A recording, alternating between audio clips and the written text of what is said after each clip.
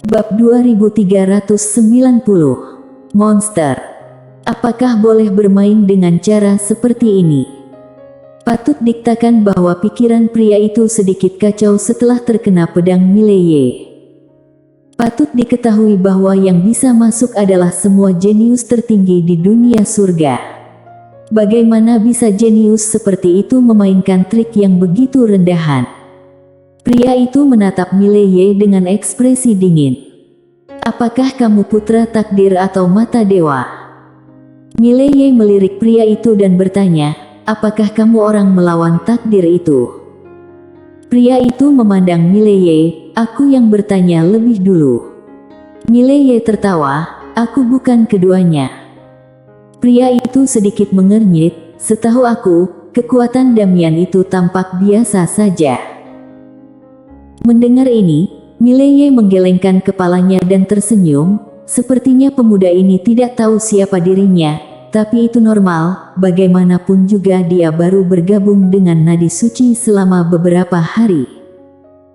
Pada saat ini, pria itu tiba-tiba berjalan menuju Mileye perlahan, aku baru saja menerima serangan pedangmu, sekarang terima tombakku. Suara itu jatuh dan dia tiba-tiba menghilang di tempat. Sedikit cahaya dingin lebih dulu. Ruang waktu di depan Mileye tiba-tiba terbelah sedikit dan tombak dihunus. Ketika tombak datang, Mileye merasa seolah-olah dia terkunci. Segera, dia menemukan titik kunci. Tembakan ini mengunci jiwanya. Satu tembakan mengunci jiwa. Tanpa berpikir terlalu banyak, Mileye tidak mundur tetapi maju selangkah dan menebas dengan pedangnya. Sebuah cahaya pedang tiba-tiba pecah berkeping-keping. Keduanya mundur hampir 10.000 kaki pada saat yang sama. Namun, saat Mileye mundur, pedang terbang yang tak terhitung jumlahnya merobek di lapangan. Pedang terbang ini sangat cepat, tiba di depan pria itu dalam sekejap mata. Di kejauhan, mata pria itu sedikit menyipit dan dia tiba-tiba menusuk ke depan. Dengan tombak ini, bayangan senjata menyapu. Dalam sekejap, ada bayangan senjata dalam radius ribuan kaki di sekelilingnya. Dunia tiba-tiba bergetar hebat, kemudian seluruh langit terkoyak menjadi jaring laba-laba besar, tetapi kembali normal dalam sekejap. Pada saat ini, dua orang yang mundur tiba-tiba berhenti pada saat yang sama. Begitu Mileye berhenti, pria di kejauhan tiba-tiba menghilang di tempat dan ketika dia muncul kembali, dia sudah berada di atas Mileye. Mileye menyipitkan matanya sedikit dan hendak menghunus pedangnya, tetapi pada saat ini, pria itu tiba-tiba menjadi ilusi, kemudian dia menusuk dengan tombak dan dengan tombak ini, pupil mata Mileye tiba-tiba menyusut, bidikan ini tidak lagi dalam ruang waktu yang sama dengannya. Lawan ingin menggunakan ruang waktu khusus untuk menekan dirinya. Setelah melihat ini, Mileye perlahan menutup matanya dan saat berikutnya, dia telah memasuki ruang waktu misterius. Potongan ruang waktu misterius ini persis dengan ruang waktu misterius yang ditinggalkan Lydia untuknya. Dia bisa menggunakan pedang biru gaib untuk memasukinya sebelumnya dan sekarang dia tidak lagi membutuhkan pedang biru gaib untuk masuk. Memasuki ruang waktu misterius itu, sebuah tombak panjang muncul di depannya. Tombak itu sangat kuat hingga langsung memasuki ruang waktu miliknya. Namun, di ruang waktu ini, dia adalah tuannya. Pedang di tangan Mileye terbang tiba-tiba dan sepotong cahaya pedang menebas, langsung menenggelamkan tombak panjang. Saat pedang jatuh, tombak panjang langsung menghilang. Mileye melihat ke kejauhan dan pria itu masih tidak jauh di depannya. Meskipun keduanya berdiri berhadap-hadapan saat ini, ruang waktu tempat mereka berada pada dasarnya berbeda. Pria itu menatap Mileye, tombak di tangannya sedikit bergetar, siap untuk pergi.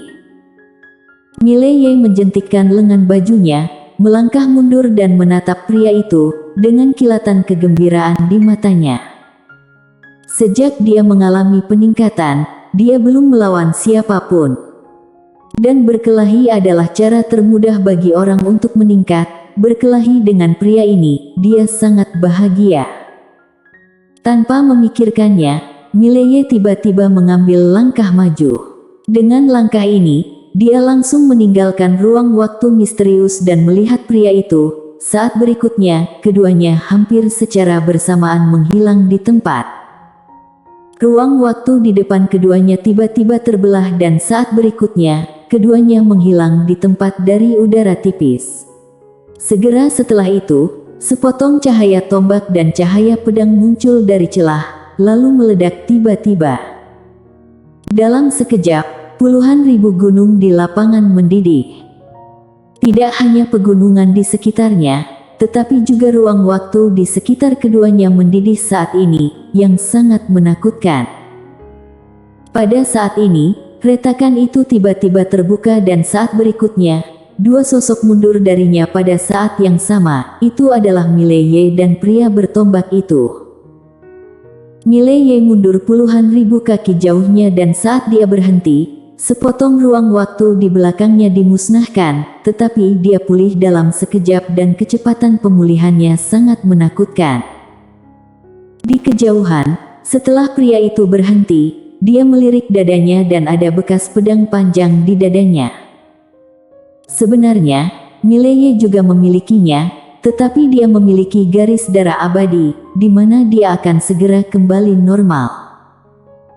Salah satu aspek paling gila dari garis darah abadi adalah selama dia tidak bertemu dengan master yang jauh lebih kuat darinya, Mileye adalah dewa perang, dia tidak akan pernah mati.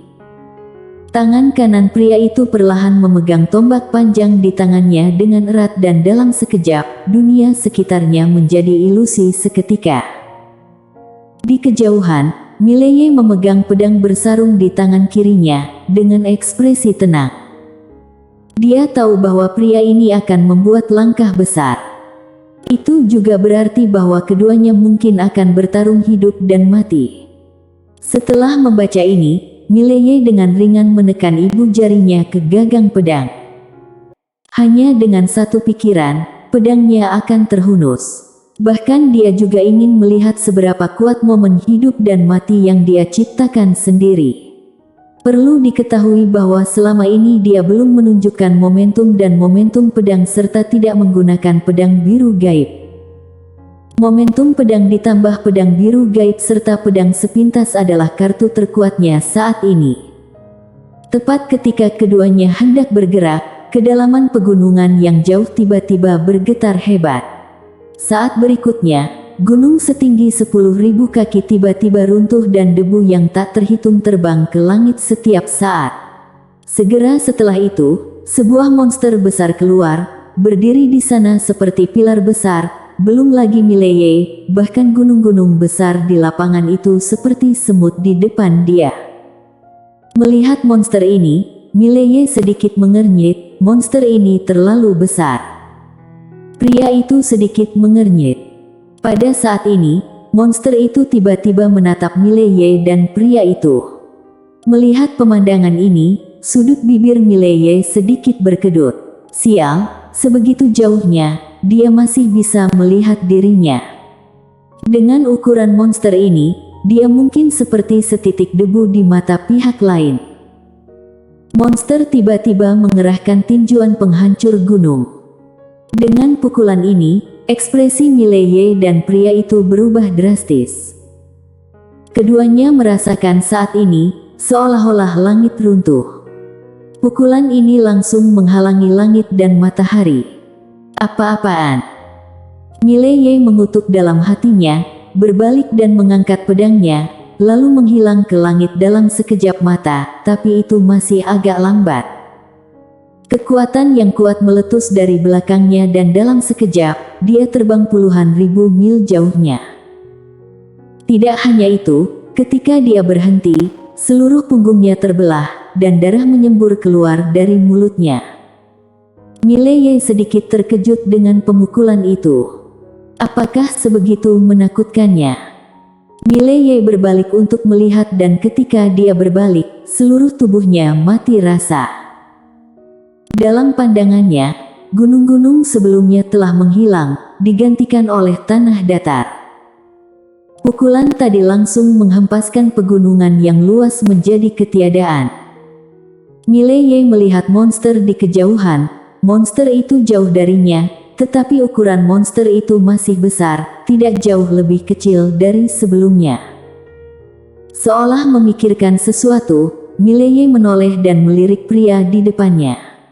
Pria dengan pistol itu juga sangat pucat saat ini. Jelas, pukulan tadi oleh monster itu telah melukai parah dia.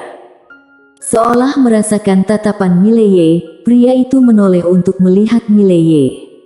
Keduanya saling memandang dengan jiwa pertarungan yang tidak terselubung di mata mereka. Saat ini, tangan kanan monster di kejauhan tiba-tiba secara perlahan terkepal. Dengan kepalan ini, seluruh dunia langsung menjadi ilusi. Menyadari adegan ini, ekspresi Mileye dan pria itu berubah seketika. Mereka berbalik dan berlari tanpa ragu sedikit pun.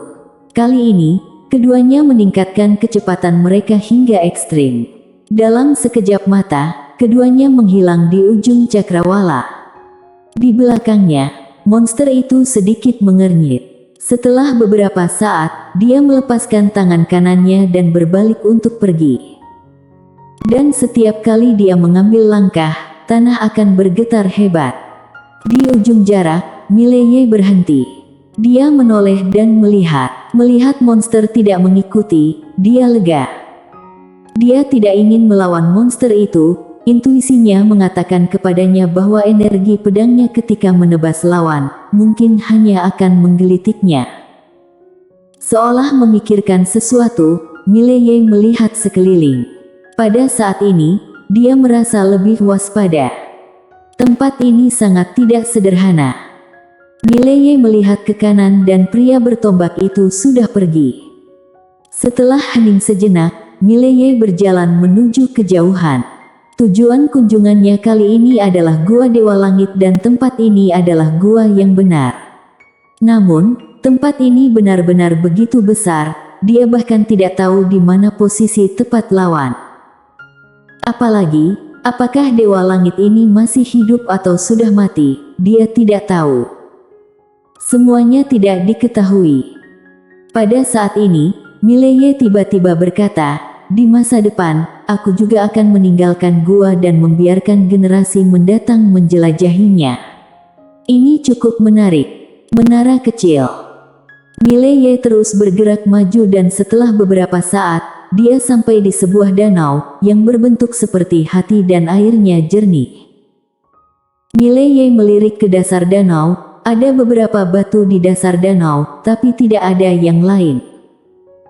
Saat itu, menara kecil tiba-tiba berkata, alangkah baiknya jika si putih ada di sini. Mileye sedikit bingung, kenapa? Menara kecil berkata, si putih memiliki fungsi berburu harta karun, dia tahu di mana menemukan hal-hal baik. Jika dia ada di sana, majikan muda akan kaya raya. Mileye tiba-tiba bertanya, mengapa kamu tidak memiliki fungsi ini? Menara kecil berkata dengan suara berat, aku hanya sebuah menara. Mileye hendak menyeberangi danau, pada saat ini, terdengar jeritan melengking yang bergema di langit dari belakangnya. Mileye melonjak ke langit, berbalik dan melihat, di ujung pegunungan yang jauh, dia melihat kepala besar jatuh perlahan dari langit. Kepala besar ini milik monster tadi.